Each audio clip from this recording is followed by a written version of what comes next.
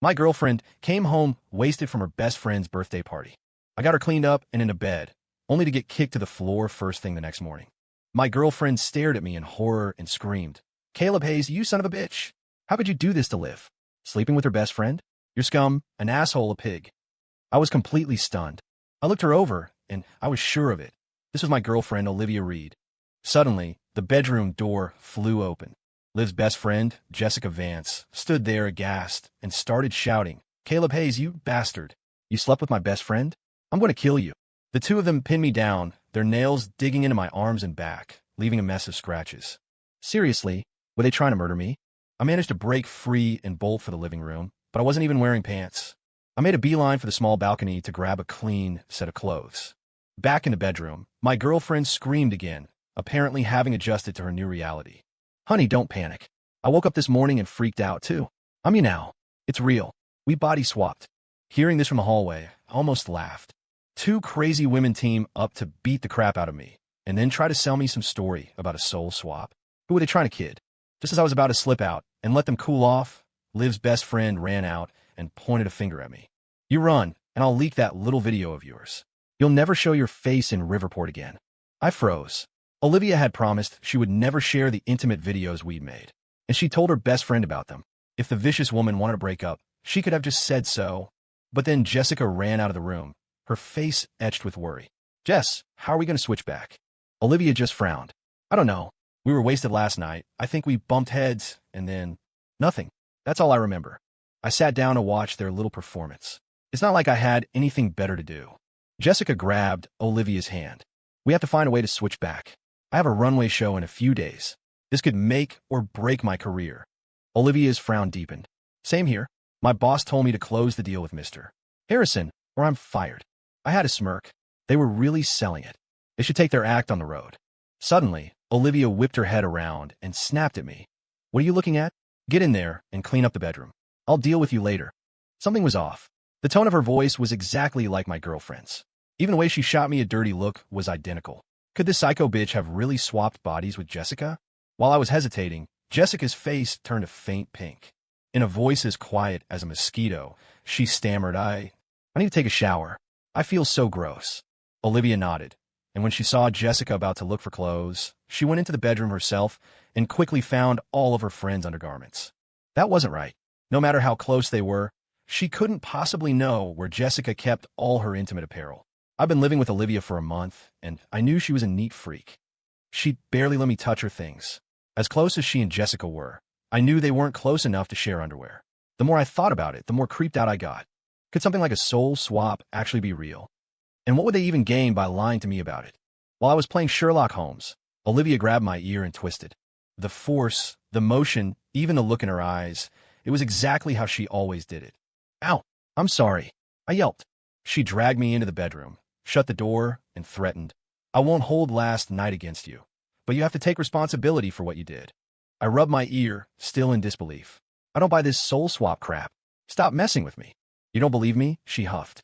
She threw herself onto the bed, deliberately lifted her legs, and started making a series of suggestive gestures. Oh my God, those were all moves Olivia and I had done together. There was no way she could know about them. It was a perfect imitation, right down to the sleazy way I licked my lips. Olivia looked at me and smirked. Believe me now? I was a believer. Only the two of us could have known those details. A soul swap. It was insane. I fired off a few more questions, and she answered every one instantly. More importantly, her tone, her body language. It was Olivia through and through. I had no choice but to believe her. I put my arm around her shoulder. "Okay, try to remember exactly what you two did last night. Maybe there's a clue to switching back." She didn't flinch at my touch. Instead, she just shot me a look. "First, you tell me. Did you sleep with her last night?" I was speechless. "How is that my fault? You think I knew some crazy, freaky Friday thing was going to happen to you two?" "You still cheated, physically," Olivia said, hands on her hips, cheeks puffed out in anger. I tried to explain, but she went into her usual rage mode, refusing to listen to a word I said. The commotion brought Jessica out of the bathroom. She opened the door and said, "What's done is done. We need to figure out how to fix this. If we can't change back, what are we going to do?" "You're both women," I said without thinking. "Just go back to your own places and live your lives." They both shot back in unison. "Shut up." One angry Olivia was bad enough. Add Jessica to the mix, and the firepower doubled. I immediately surrendered and shut my mouth. Olivia walked over, frowning. You have to help us. First, get us through this mess. Then, we find a way to switch back. I wrapped my arm around her, smiling confidently. Babe, don't you worry. I'll get you back to normal. A smile spread across her face. She always fell for that. She tilted her head up, purring. A little reward for you now. And something even better when this is all over. Damn this woman.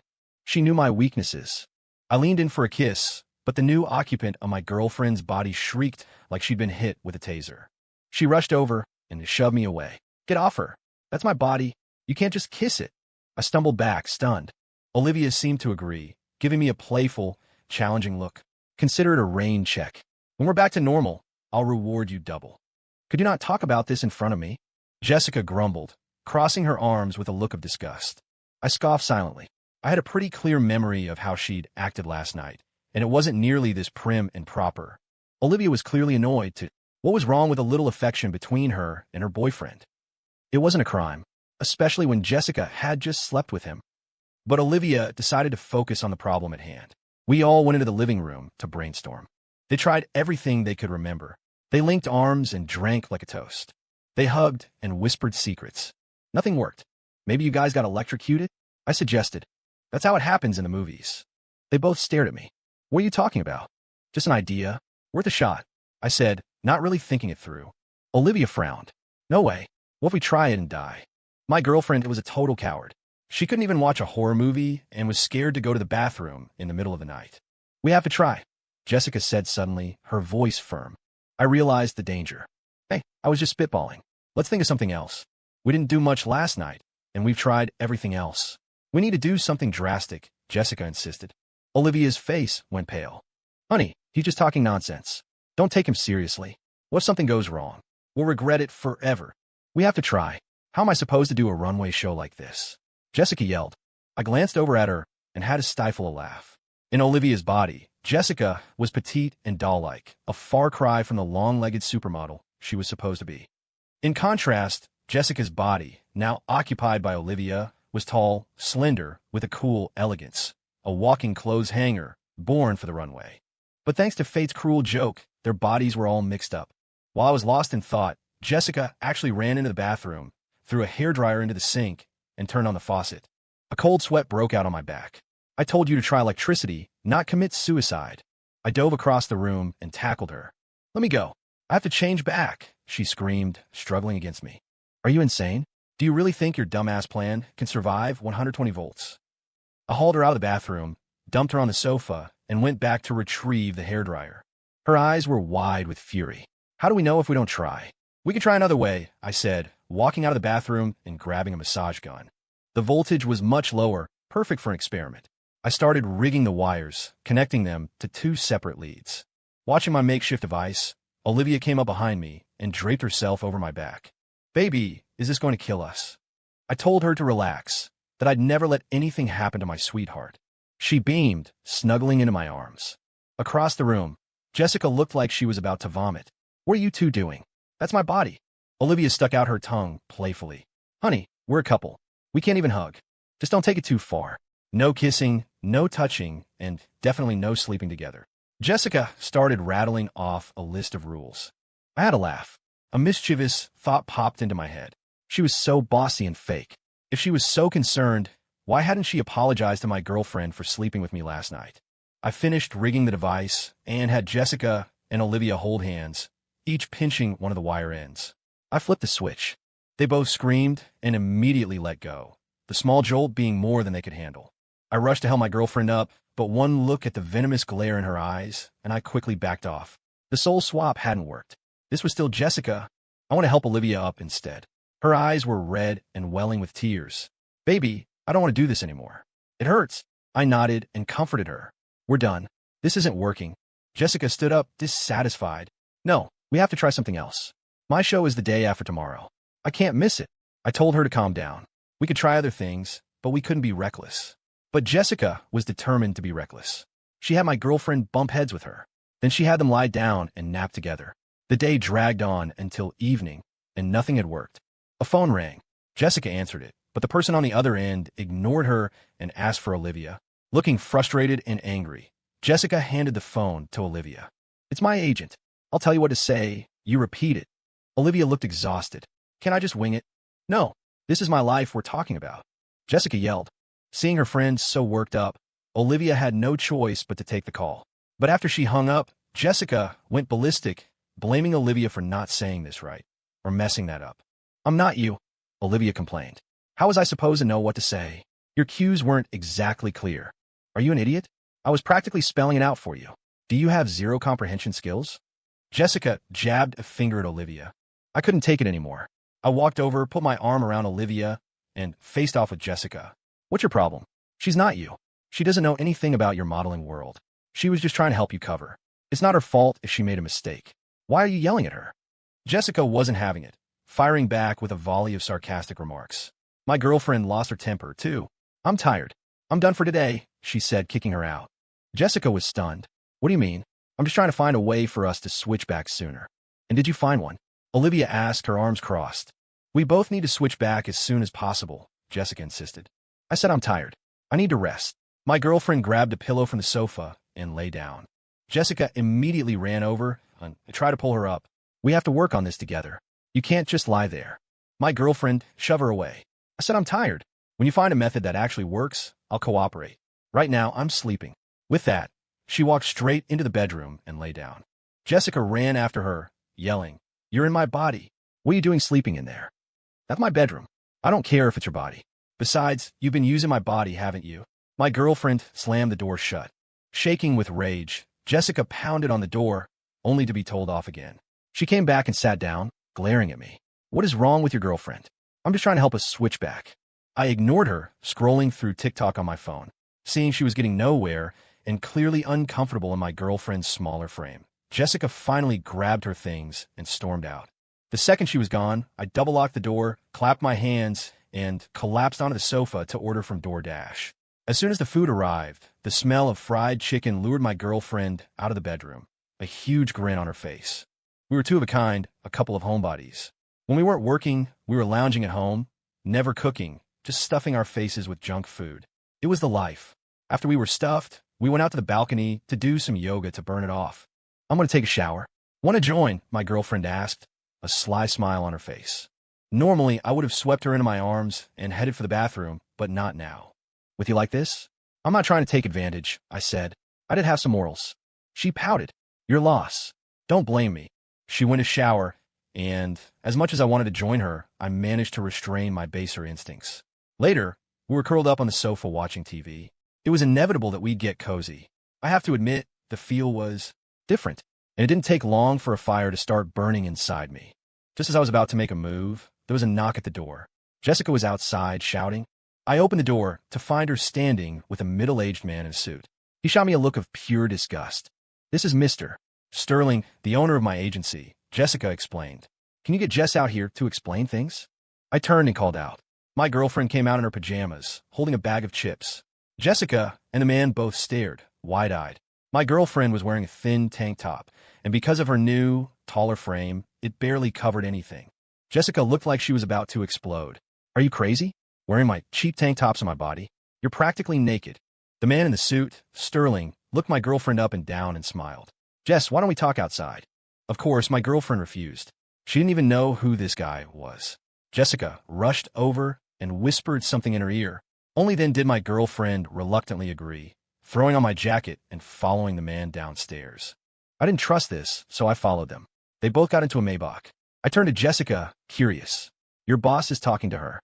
Think I'll be on the same page." Jessica started to worry. "I'm just afraid she's too dumb to fool my boss." "That's a real thankless thing to say." I shot back. "She didn't cause this soul swap crap. She's helping you, and instead of a thank you, all you care about is yourself." Jessica frowned. "I don't know why I'm so unlucky. Of all people, I had to swap bodies with Olivia Reed. She's such a nobody. If I wasn't trying to make myself look better by comparison, I wouldn't have even invited her to my birthday party." I was floored. So all this time, this vicious woman was just using my girlfriend as a prop. A flower needs a green leaf to stand out, and Jessica, a model from a much wealthier family, had always looked down on Olivia, treating her like a sidekick. I was furious. Insulting my girlfriend was insulting me. Just as I was about to lay into this heartless woman, I heard my girlfriend's voice from the car. Get off me, you creep. Don't you dare touch me.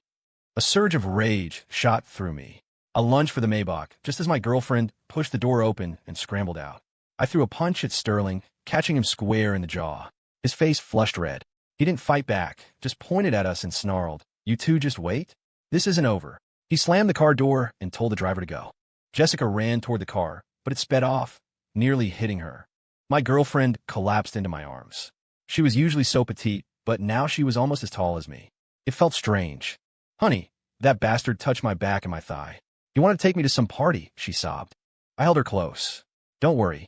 Next time a creep like that tries anything, you give him a swift kick where it counts. That'll cool him off." She giggled and nodded, clearly happy with my support. But then Jessica came running back, fuming. She pointed at my girlfriend and yelled, "You lunatic. Do you have any idea who you just pissed off? That's Carter Sterling, the owner of my agency. I worked so hard to get him to come here, and you just scared him off? Didn't you see him putting his hands on her?" I retorted. Jessica crossed her arms and sneered. "It's my body. If anyone was going to get hurt, it was me. I don't care, so why are you two making such a big deal out of it?" Damn, this woman was shameless.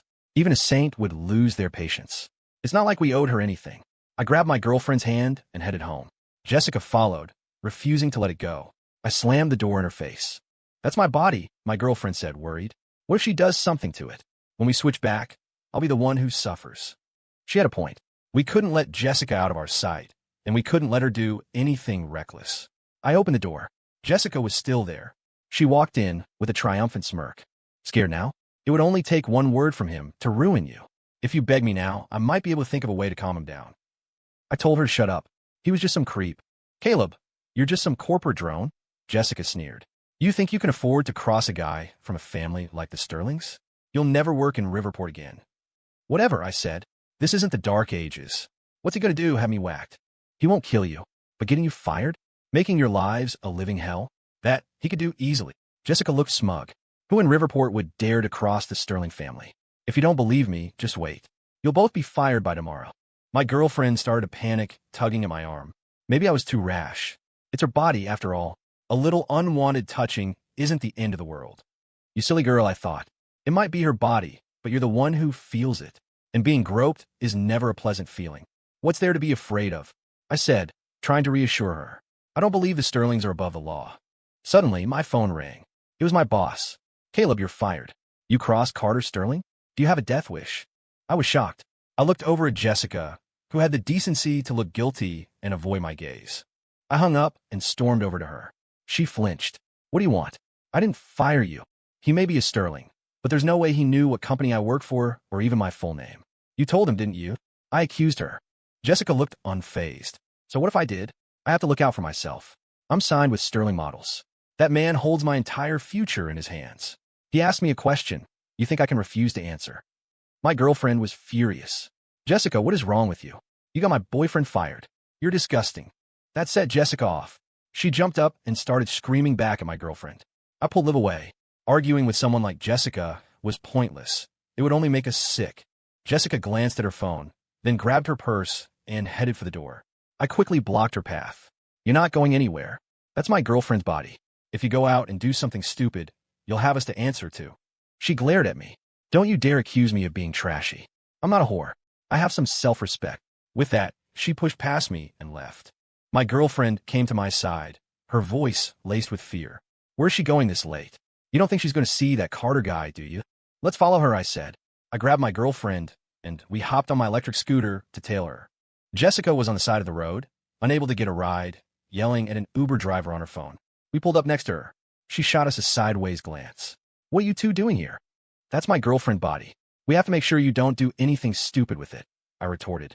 Jessica thought for a moment, then swallowed her pride. "I'm going to see Carter Sterling to beg for forgiveness. Do you two want to come?" "I just got fired. You think showing up again is a good idea?" I scoffed. Jessica frowned. "I didn't want to sell you out, but I had no choice. I'm locked into a 10-year contract. If I don't make it big, they can control my life and ruin me whenever they want." Hearing this, my girlfriend actually started to laugh. Where her best friend signed with a modeling agency, so many people were jealous. Who knew these companies were so predatory? A 10-year contract was basically selling your life away. No wonder Carter Sterling felt so entitled to touch her. He saw the models at his company as his personal playthings. My girlfriend's heart softened. Jess, maybe you shouldn't go. That guy is bad news. The things he was saying in the car. He was basically trying to force you to sleep with him for your career. Is fame really worth that? Jessica exploded. Easy for you to say. Do you have any idea how much I've suffered to become a model? If I hadn't swapped bodies with you, I wouldn't be in this mess. Wah. She broke down in tears. My girlfriend went to comfort her. They were best friends, after all. They couldn't just tear each other apart. After her crying jag, Jessica decided not to go. Instead, she invited us out for a drink. After the day we'd had, we were all on edge. Drowning our sorrows seemed like a good idea. We found a dive bar with a patio, ordered some beers, and started drinking. After the first bottle, the floodgates opened. Jessica apologized to my girlfriend, saying what she'd said earlier was just out of anger, that she only used her as a green leaf to vent her frustrations. My girlfriend, easygoing as ever, brushed it off, saying she was cute and petite and wasn't worried about anyone stealing her thunder. I wasn't so sure I believed Jessica. Things said in anger are often the truth. But she hadn't done any real harm to my girlfriend, so I let it go. We drank until the early hours of the morning, then my girlfriend and Jessica staggered home, arm in arm. I took a quick shower and crashed. I was exhausted. The next morning, a piercing scream woke me up. I opened my eyes to find an arm draped over my chest. When my head cleared, I realized I was in the middle of the bed, with a person on either side of me. Holy crap. This was one hell of a beautiful dream. I slapped my own cheek. Not a dream. I scrambled out of bed and ran for my life. The scream had come from Jessica. She chased me out, her face a mask of fury. To my relief, my girlfriend was still asleep. You bastard. What are we going to do now? Jessica hissed, grinding her teeth. My eyes went wide. How should I know? It's not like I planned this. Then shut up, she snapped. She stormed back to get dressed, then ran to the bathroom. The noise woke my girlfriend up, and she let out her own scream. I rushed in to see what was wrong. She pulled me inside and shut the door. This is bad. Jess has never. I understood immediately. My girlfriend, in Jessica's body, had just lost her virginity, and we were the ones who had done it. Let's just pretend it never happened, I said, the only lame idea I could come up with. My girlfriend nodded, agreeing to the plan. For breakfast, we just ate whatever we could find in the apartment. Jessica obviously knew what had happened, but she was too embarrassed to say anything. Around noon, she got a call. Afterward, she sat me and my girlfriend down. The agency is suing me. They're demanding a huge sum in damages. If I don't pay, they'll take me to court. I asked her for the details. It turned out that after Carter Sterling had left, he'd ordered his managers to come after Jessica. The goal was to scare her into submission. A young woman getting sued by a corporation for millions of dollars would naturally be terrified. And once she was scared enough, she'd do whatever he wanted.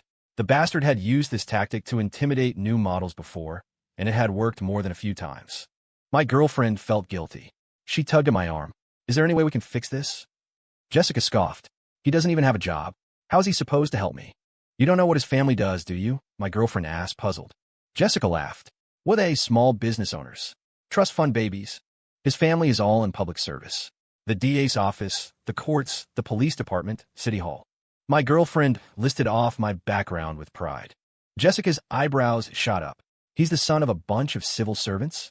I had a falling out with my family. They might not help me, I said, trying to lower Jessica's expectations. I wouldn't be so sure, my girlfriend argued. Your family is full of good people. This is a case of Jess being bullied. If they knew, they'd definitely help. She had a point. This was about helping someone in need.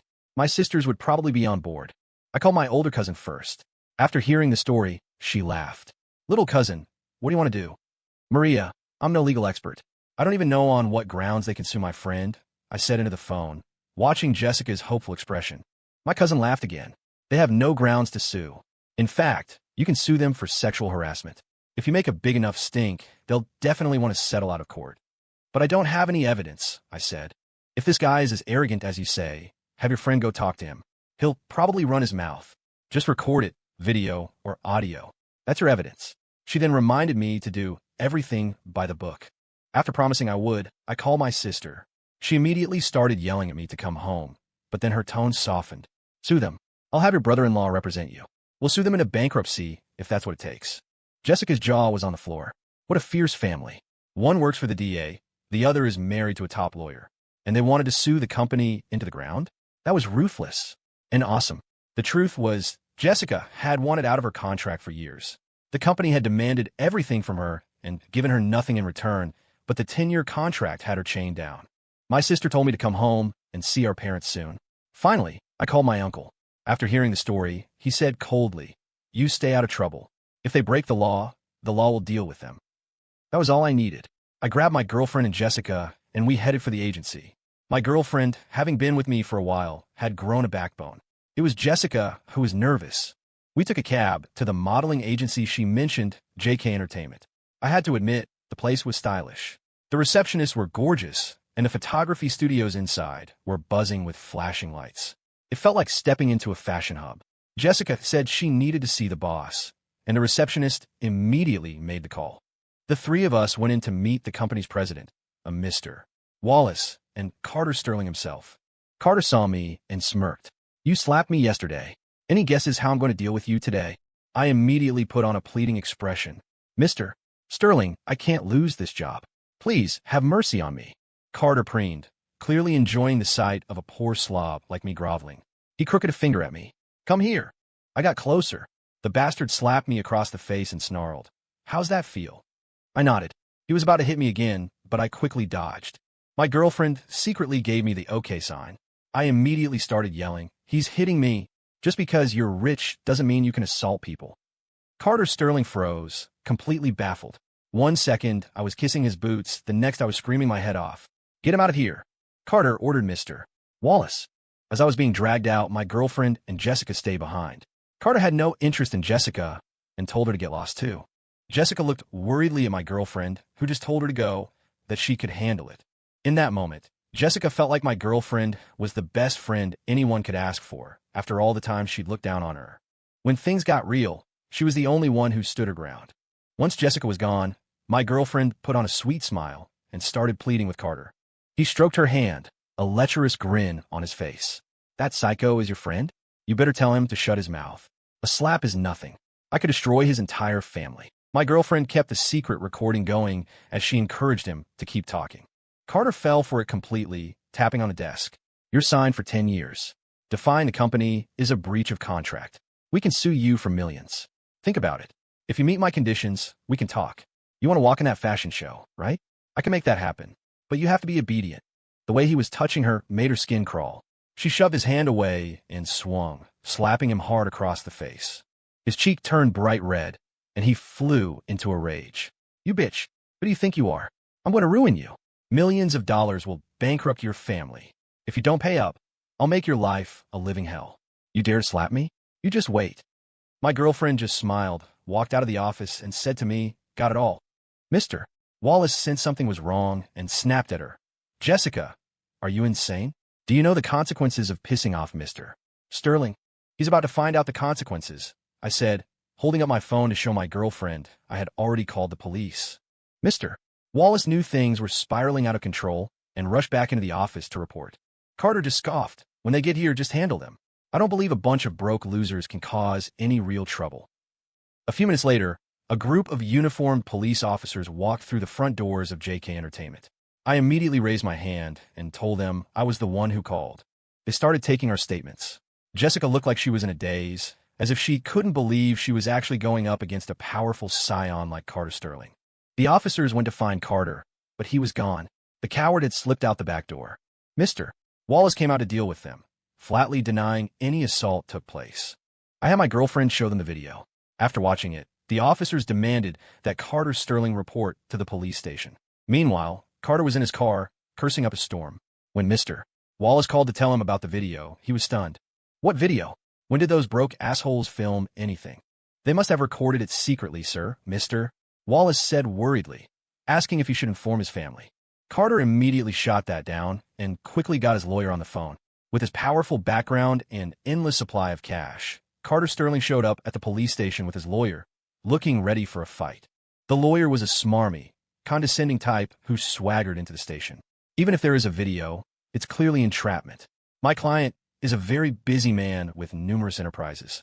You should wrap this investigation up quickly and not waste the taxpayers' time." We all watched as Carter and his posse strutted in, oozing arrogance. Suddenly, my brother-in-law's voice cut through the air. "A video proving assault isn't enough? This is a nation of laws. Paying taxes is your duty, not a medal of honor you can flash around." I immediately walked over to him. He gave me a look that said, "Stay out of this." The smarmy lawyer's face went pale. He looked at my brother-in-law, flustered. "David Shapiro, I was just talking nonsense. Please, don't take it seriously."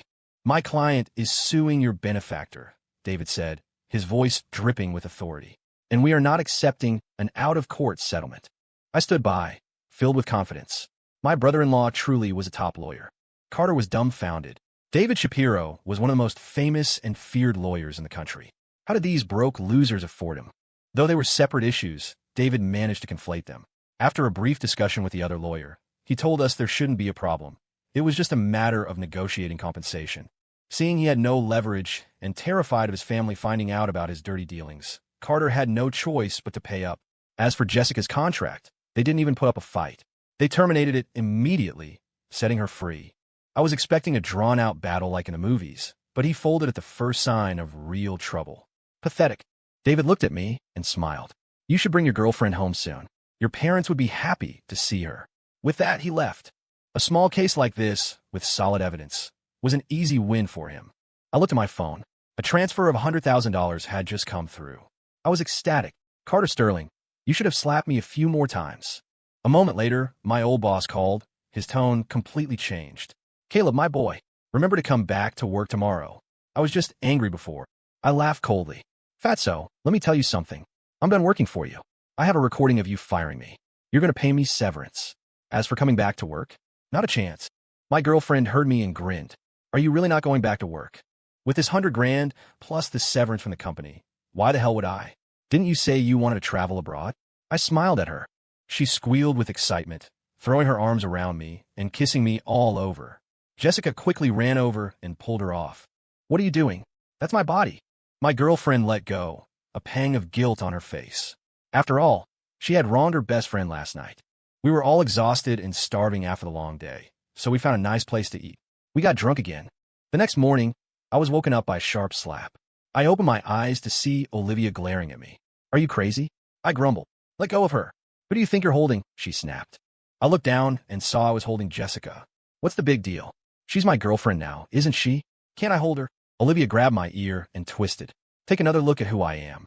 Her tone, her words. It hit me instantly. My girlfriend was back. They had swapped souls again.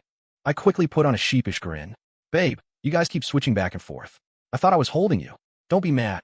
Olivia didn't press the issue, but she gave me a troubled look. "If she finds out that I, did that with you in her body, is she going to kill me?" I quickly covered her mouth. "This never happened. We never speak of this again." "Easy for you to say. You got what you wanted," she grumbled. I frowned. "As I recall, you were the one who initiated things that night." I was drunk and confused. "It's not fair to blame it all on me." "But we still wronged her," she said, worried. I wanted to tell her she had nothing to worry about. On the first night they swapped, Jessica and I had our own soul-to-soul connection. This whole mess was their fault for swapping bodies anyway, not mine. When Jessica woke up, we all had an unspoken agreement. Now that they were back in their own bodies, we could all go our separate ways. The next day, my girlfriend and I flew out of the country. We traveled for over half a year. When we came back, we discovered that Jessica had become a best-selling novelist in Riverport. My girlfriend and I were stunned. We went to a bookstore and saw her hit book, Soul Swap, everywhere. My girlfriend flipped through a few pages, her eyes wide. "Oh my God, she wrote a book about the three of us. And it's a bestseller of all things," I added, bewildered. It was as if fate had smiled on her. Jessica, an ex-model with zero writing experience, had her first manuscript accepted and published immediately. The publisher, desperate for new material, had taken a chance, and it had paid off. The book was an instant hit, and Jessica was suddenly a glamorous, famous author. My girlfriend pouted, a little jealous. "If she can write a book, maybe I can too." I laughed. Maybe she was touched by fate. "You could give it a try." "Writing," she frowned. "Nah, I'm not good enough." "Silly girl. I was talking about posting your photos online and becoming a blogger. You took so many pictures on our trip. It's worth a shot," I encouraged her. And just like that, it turned out my girlfriend was also touched by fate. The day she posted her travel photos, they went viral. Within a week, she had tens of thousands of followers. Her videos and pictures got millions of clicks on all the major short video platforms. I was amazed. These two soul-swap women really did have some kind of luck buff. Next, I encouraged my girlfriend to play the lottery and the stock market, hoping to cash in on her good fortune. We lost a ton of money. After a few days, she told me to give up on getting rich quick. Something fell off. If they were blessed by fate, why couldn't we become millionaires overnight? While my girlfriend was happily posting videos, I got a text from Jessica asking to meet up in secret. I refused at first, but eventually I decided to go and get some closure. When I got there, I found that Jessica had set up a romantic scene. She shamelessly told me that her next book was about the secrets of human nature, and she needed to meet with me regularly for inspiration. I was shocked. What if you decide to write a book about marriage someday? I asked. Jessica giggled. Don't worry. If I do, I won't be coming to you for inspiration.